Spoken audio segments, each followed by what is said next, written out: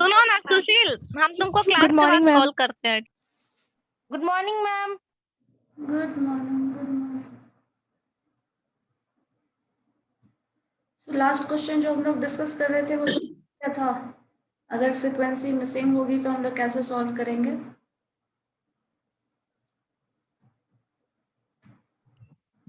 No ma'am, एक बार फिर से रिपीट कीजिएगा।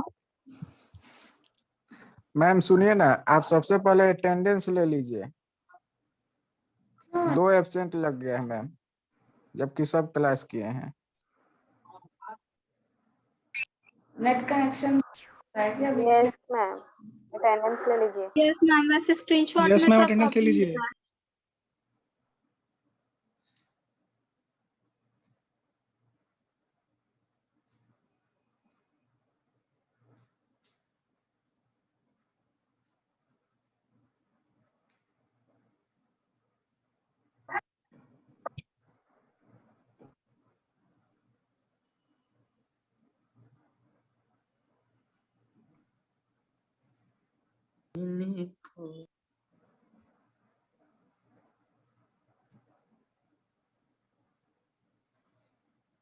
जो क्वेश्चन मिसिंग टर्म वाला है उसमें कितने लोगों को प्रॉब्लम है बताओ तो।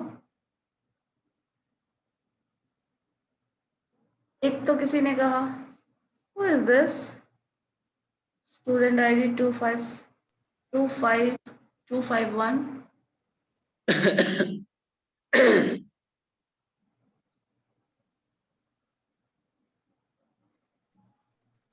मेहता जी है मैम, मेहता जी है। ले ले ले ही का हो गया। कहाँ घूम रहे हैं मेहता जी? क्या मेहता जी? प्रॉब्लम किनको है मुझे ये बताओ पहले। बहुत अच्छा क्लास है मैम, इसीलिए। I know.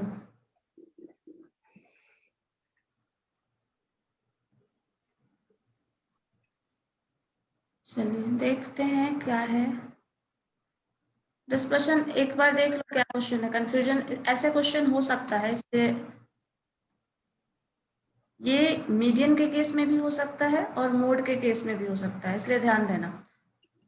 हमारे पास डेटा है जो इनकम्प्लीट है, उसको एक बार डिस्कस किया है, बट ध्यान से देख लीजिए क्या है। वेरिएबल्स हमारे पास क्लास इंटरवल के फॉर्म में होगा।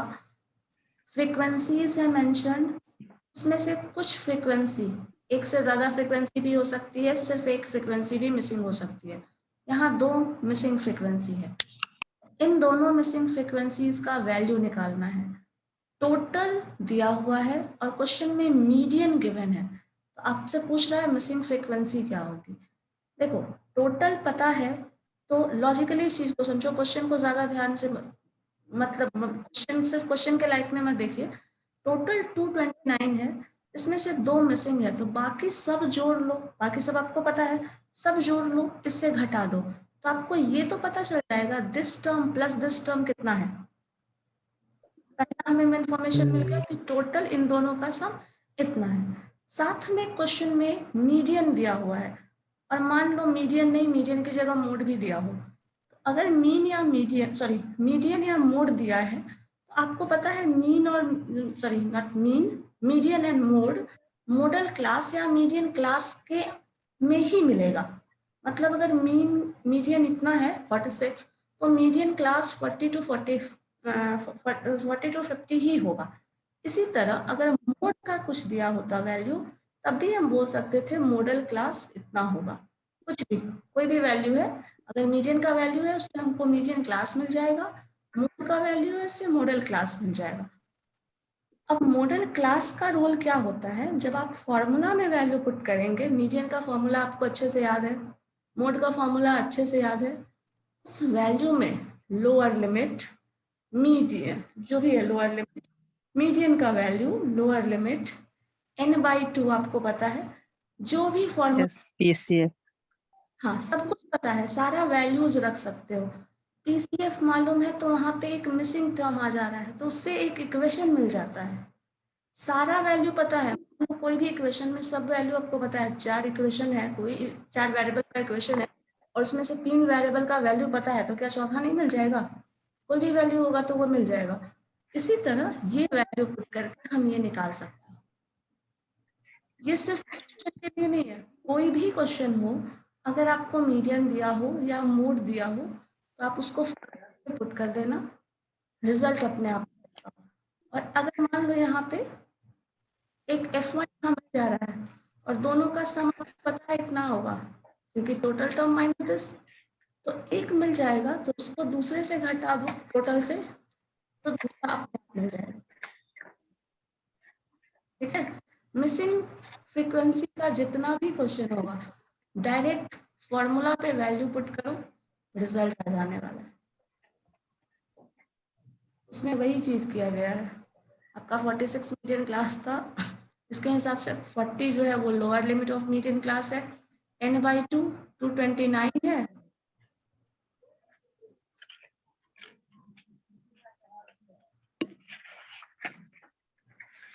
तो 29/2 ये लिख लो।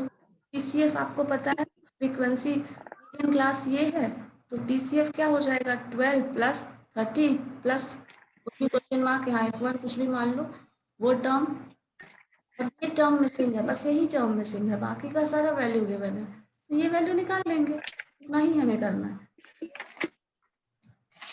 ठीक है, और एक वैल्यू मिल गया तो दूसरे से घटा लो, आंसर आ गया। करके देखिए इसको, सॉल्व करके खुद से प्रैक्टिस करके, और ऐसा क्वेश्चन कोई भी मिसिंग करके देख लो। इनफैक्ट ये वैल्यू आपको पता है ना, वैल्यू रख लीजिए, किसी और को मिसिंग करके देख लीजिए, रिजल्ट आ जाएगा। इसके बाद हम लोगों को डिस्पर्शन पढ़ना था, इसके मेरिट्स और डिमेरिट्स मैंने बता दिए थे ना, मीडियन एंड मोड का। बताओ, मीडियन एंड मोड का डिमेरिट्स डिमेरिट्स डिस्कस किया था हम लोगों ने, यूजर्स भी बता दिया था मोड का, जहाँ प्रोडक्शन टर्म की बात हो रही है वहाँ यूज करेंगे।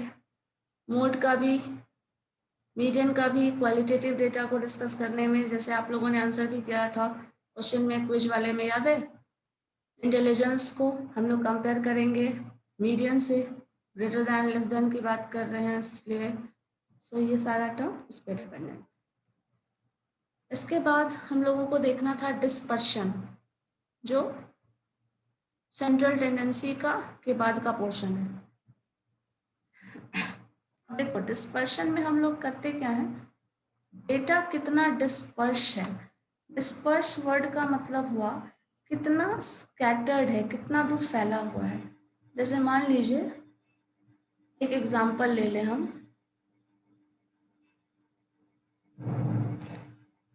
जैसे मान लो ये हमारा एग्जांपल है, एक डेटा है, इस डेटा को देखिए 3, 6, 9, 12 एंड 15। ठीक है, इसी तरह 1, 5, 9, 13, 17। यहाँ देखोगे 3, 6, 9, 12 और 15 है। अब इसी चीज को हम देखते हैं ग्राफ पे बनाकर। मान लो ये नंबर लाइन है, the value 3 is here, the value 6 is here, the value 9 is here, the value 12 is here, और मान लो 15 जो है, और चूंकि यहाँ पे आपको दिख रहा होगा 3 के मल्टीपल में सारा कुछ आ रहा है, 3, 6, 9, 12, 15 ये टर्म। इसी तरह दूसरा डेटा जो है नंबर लाइन पे, वो भी स्कैटर्ड है, उसका वैल्यू है 1, 5, 9, 13 एंड 17। तो 1, 1, 5,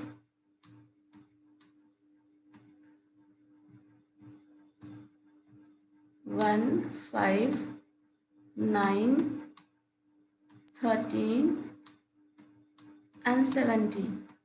ठीक है, ये हमारा वैल्यू है। देखो नंबर लाइन पे जरा देखना, तो ये 1 से शुरू हो रहा है और 17 तक जा रहा है। ठीक है, यहाँ देखिए ये 3 से शुरू हो रहा है और 15 तक जा रहा है। नंबर ऑफ ऑब्जर्वेशन 5 इसमें भी है और 5 इसमें भी है, 5 ही ऑब्जर्वेशन का ये डेटा है और ये भी डेटा है, लेकिन इसका जो रेंज है ये ज़्यादा एरिया कवर कर रहा है नंबर लाइन पे एज कंपेयर टू दिस। तो हम बोल सकते हैं ये ज़्यादा स्कैटर्ड है, इसका बिखराव ज़्यादा है, फैला हुआ है ज़्यादा दूर तक, क्योंकि ये 1 से शुरू हो रहा है और 17 तक जा रहा है। और आपको पता है 17 कहीं इधर होगा 1 कहीं इधर होगा जो ये डेटा कवर नहीं कर रहा है ना। तो ये डेटा ज्यादा डिस्पर्स्ड है, ज्यादा स्कैटर्ड है एज कंपेयर टू दिस। यही डिस्पर्शन बताता है कि डेटा कितना फैला हुआ है, कितना कम है, ये चीज बताता है। अब दोनों का देखो मीन, आप इसका मीन कैलकुलेट करके बताइए तो क्या होगा। 3, 6, 9, 12 एंड 15 क्या होगा वैल्यू मीन कैलकुलेट करके बताओ क्या होगा। आप ही लोग से पूछ रहा है।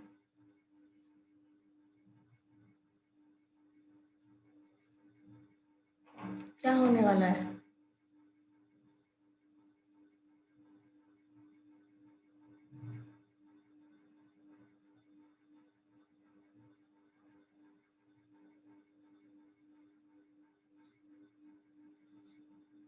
ऐड करो 3, 6, 9, 9, 9, 18, 18 plus 36 45 45, 45 divided by 5 that is 9।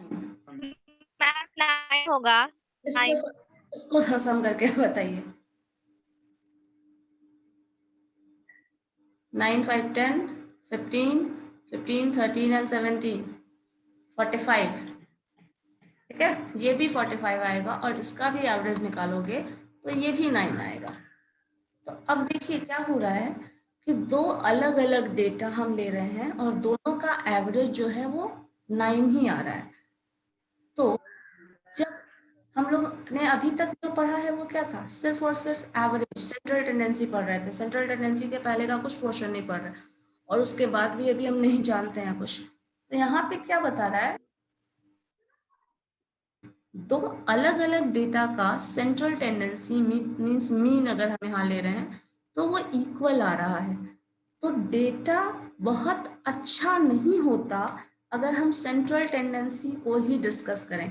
सिर्फ और सिर्फ मीन अगर हम पढ़ लेते हैं किसी डेटा का तो हमें बहुत ज्यादा इंफॉर्मेशन डेटा के बारे में नहीं पता चलता। अगर दो ये डेटा दो लोगों को दिया जाता है तो बोला जाएगा इसका भी एवरेज ये है, इसका भी एवरेज सेम है, आपको जो मन है वो चूज कर लो। लेकिन यहाँ आपको दिखेगा जब आप इनसाइड डेटा देखने वाले हैं तो आपको दिखेगा इसका ऑब्जर्वेशन जो है वो ज्यादा कॉन्सेंट्रेटेड है और इसका जो ऑब्जर्वेशन है वो ज्यादा स्कैटर्ड है।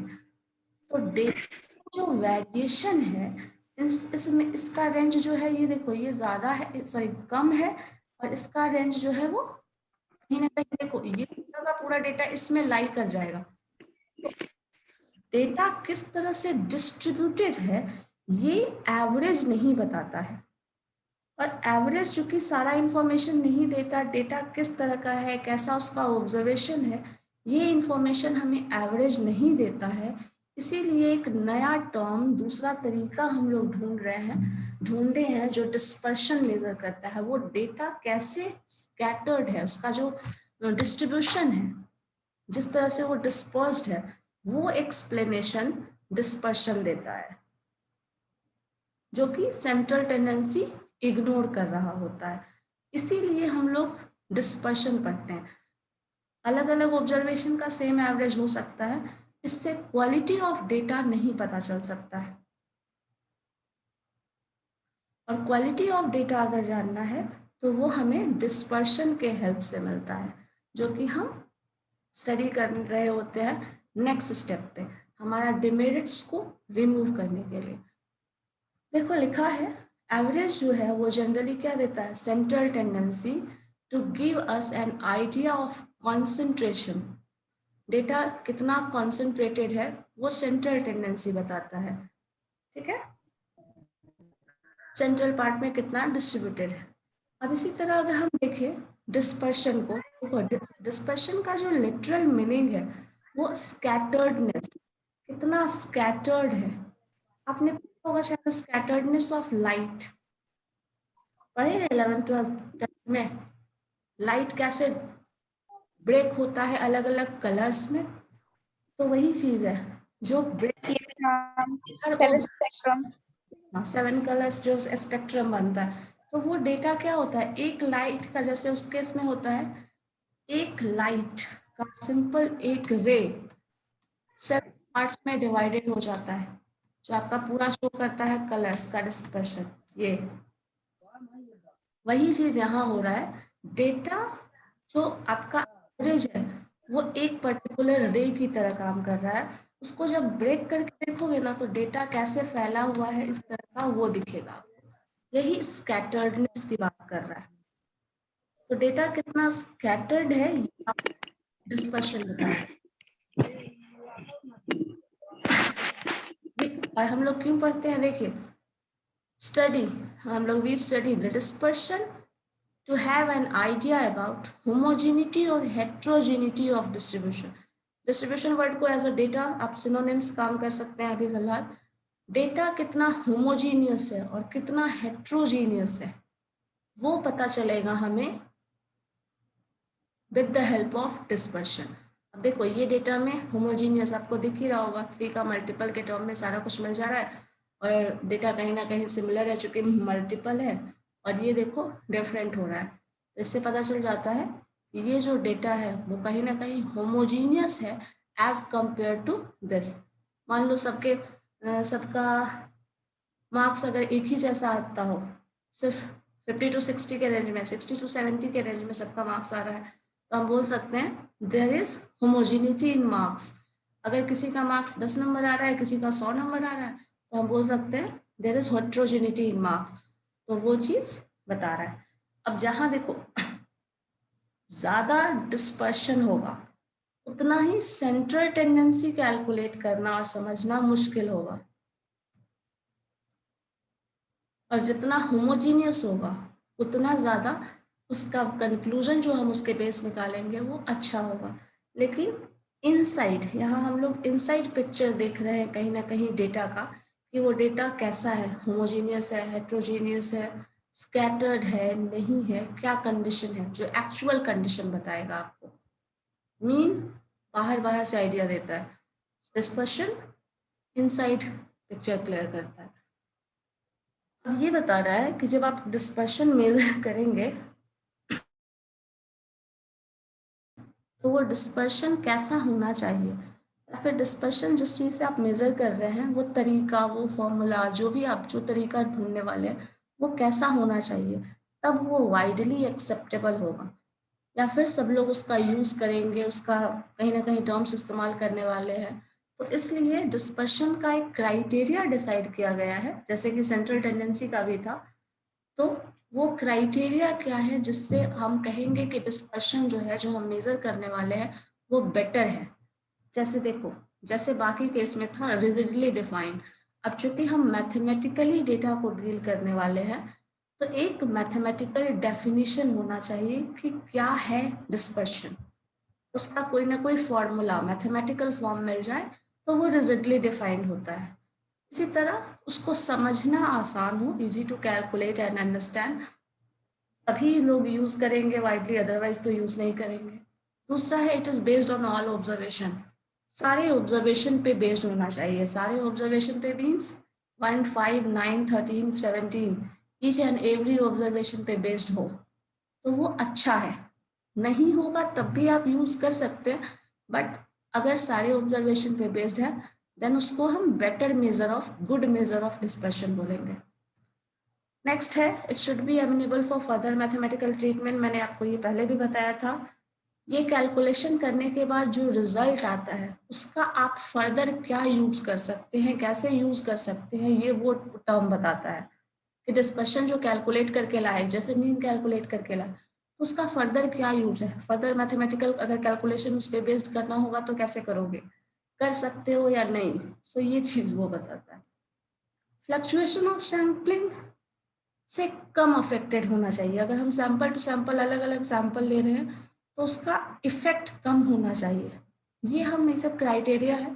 आइडियल कंडीशन जो कि बहुत कम केसेस में ही फुलफिल होता है,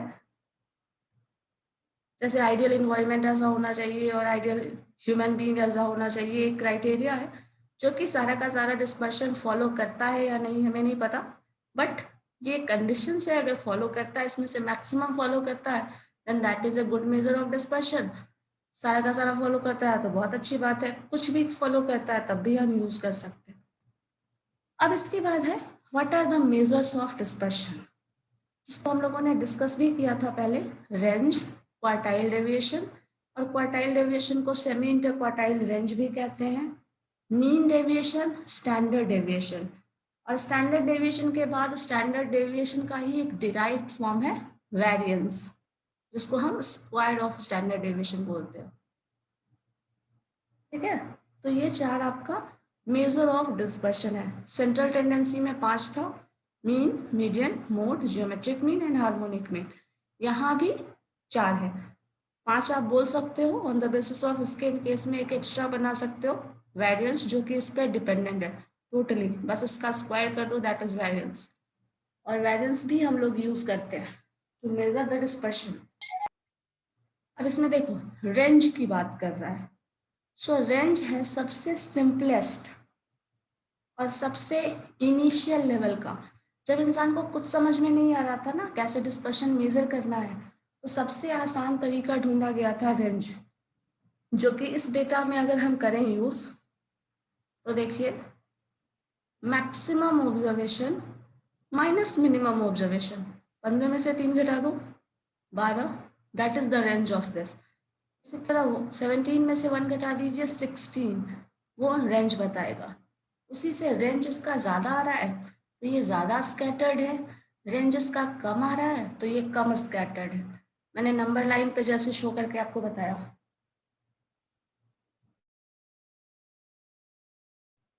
ठीक है, जैसे फर्स्ट में अगर हम करें तो रेंज आपका 12 आ रहा है, इसका रेंज जो है वो स्मॉलर रेंज होगा एज कंपेयर टू हम दूसरे वाले डेटा का लें, तो ये इंटरवल ज़्यादा है as compared to this interval.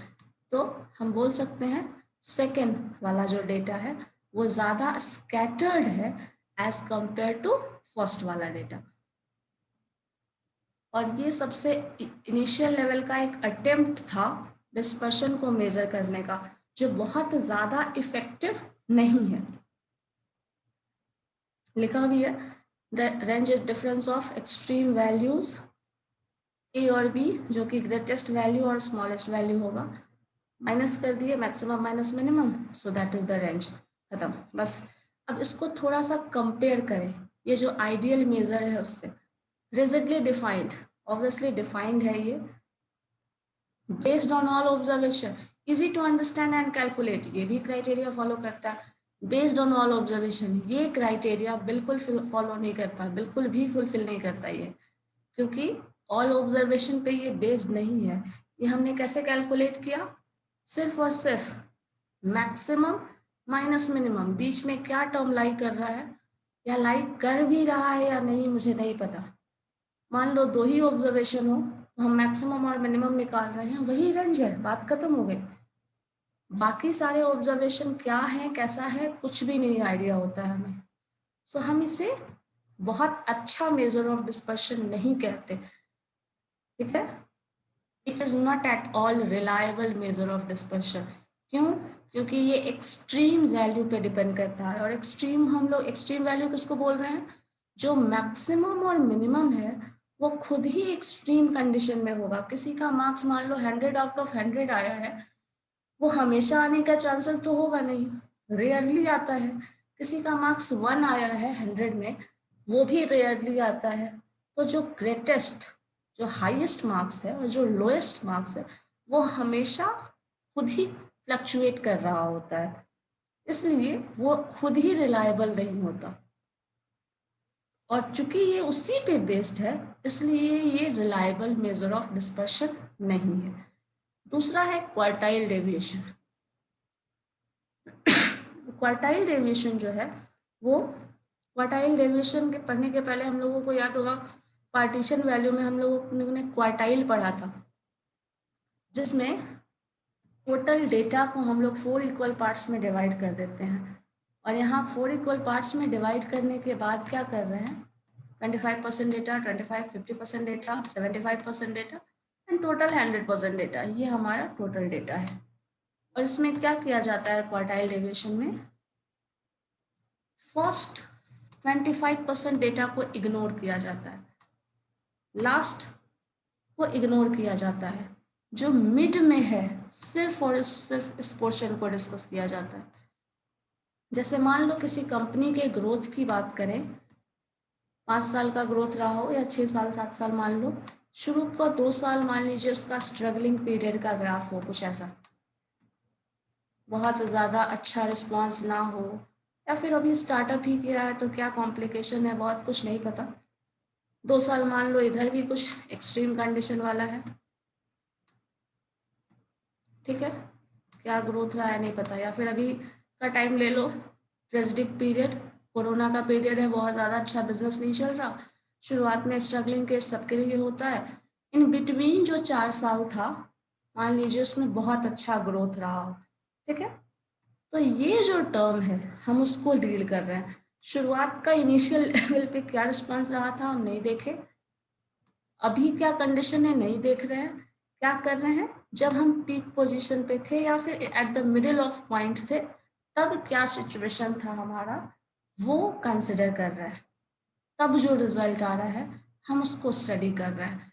Quartile deviation में यही होता है। अब चूंकि देखिए इसको कंपेयर आप इससे भी कर सकते हैं, हम रेंज पढ़ रहे थे ना, तो रेंज में टर्म था, ये डिपेंडेंट होता है एक्सट्रीम वैल्यू पे। Extreme value means maximum value side वाला, मिनिमम साइड वाला, लेफ्ट हैंड साइड और राइट हैंड साइड की बात कर रहा है। इस ड्रॉबैक को कम करने के लिए क्वार्टाइल डेविएशन का कॉन्सेप्ट आया था, जो क्या कर रहा है, एक्सट्रीम ऑब्जर्वेशन को, जो कि मैक्सिमम और मिनिमम की बात कर रहा है, सिर्फ मैक्सिमम और मिनिमम की बात नहीं कर रहा है, कुछ पीरियड को ही हटा दे रहा है, LHS से भी और RHS से भी। ऐसा करने से क्या हो रहा है, जो मिडिल पॉइंट है, जो mid point of the data है, जो ज़्यादा इंपॉर्टेंस का होता है, जो प्राइम इंपॉर्टेंस का डेटा होता है, उसको डिस्कस कर रहा है, बाकी पोर्शन को छोड़ दे रहा है। जैसे मान लो अगर इंडियन पॉपुलेशन की ही बात करें तो 0 to 25 एज ग्रुप का इस सेक्शन में आ रहा है, 75 से 100 रेंज का इस सेक्शन में आ रहा है। हम लोग वर्किंग पॉपुलेशन की बात कर रहे हैं, तो मान लो 25 एबव टू 75 रेंज के जो लोग हैं उसे हम वर्किंग पॉपुलेशन, जो इनकम सोर्स पे बेस्ड है, आइदर पेंशन, जॉब, सैलरी और व्हाटएवर, इस एरिया को अगर देख रहे हैं तो ये रेंज जो है हम उसको स्टडी कर रहे हैं, उसको हम ज़्यादा इंपॉर्टेंस दे रहे हैं। साइड वाला जो बच्चों तक है 25 एज तक, मान लो बहुत लोगों ने जॉब नहीं किया तो वो उसको और कर भी रहे हैं तो बहुत कम नंबर है, जॉब नहीं कर रहे हैं कंप्लीटली ऐसा भी नहीं हो सकता, बट कर रहे हैं तो उनका नंबर कम है। 75 प्लस वाले भी अगर कुछ जॉब कर रहे हैं, कुछ काम कर रहे हैं, कुछ बिजनेस कर रहे हैं, वो भी नंबर कम होगा एज कंपेयर टू दिस। तो जो ज़्यादा इंपॉर्टेंस वाला है वो यही पोर्शन बच गया, तो हम इस पोर्शन पे ज़्यादा फोकस कर रहे हैं।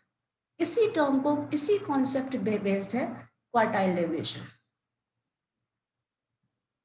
तो हम लोगों ने सेंट्रल पॉइंट का जो भी प्राइम इंपॉर्टेंस का डेटा था उसको स्टडी किया। सो क्वार्टाइल डेविएशन और इंटर क्वार्टाइल रेंज जो है वो थर्ड क्वार्टाइल और फर्स्ट क्वार्टाइल के डिफरेंस की बात करता है। अब अगर ये टर्म क्लियर नहीं हो तो देखो ऐसे कर सकते हो, मान लो पूरा डेटा हमारा ये है, first quartile, second quartile, third quartile, पूरा डेटा यहाँ से लेके 25% का डेटा ये है, टोटल 75% का डेटा ये है। अब इस पूरे 75% वाले में से इस पोर्शन को घटा तो बचा क्या, मिड वाला, इसीलिए ये डेफिनेशन किया गया है। Q3 ये है, Q3 में से Q1 घटा दिए तो बचा कितना, ये वाला डेटा, समझे।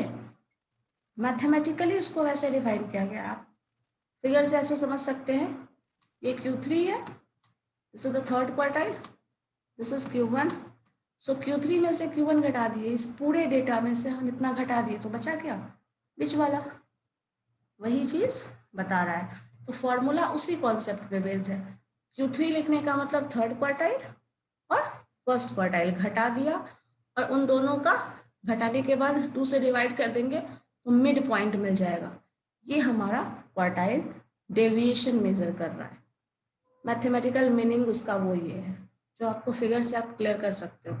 अब देखो यहाँ पे क्या हो रहा है, जब हम क्वार्टाइल डेविएशन कैलकुलेट कर रहे हैं तो हम Q3 का पार्टिसिपेशन ले रहे हैं जो 75% डेटा को डिनोट कर रहा है। Q3 Q1 उसमें से घटा दिए, 75 माइनस 25% डेटा घटा दिया, बचा क्या 50% डेटा। सो हम यहाँ 50% डेटा को डील कर रहे हैं, तो ये ज्यादा अच्छा मेजर है किससे, रेंज से।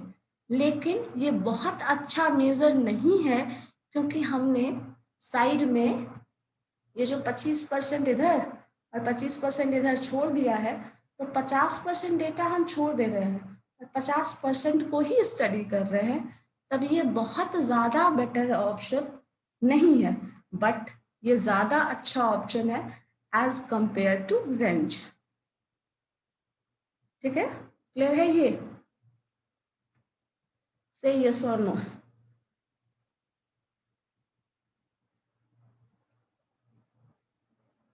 बताइए। Yes ma'am. ओके, इसके बाद फिर मीन डेविएशन पढ़ना है। जो इन दोनों का ड्रॉबैक होगा वो नेक्स्ट में फिर उसको रिमूव किया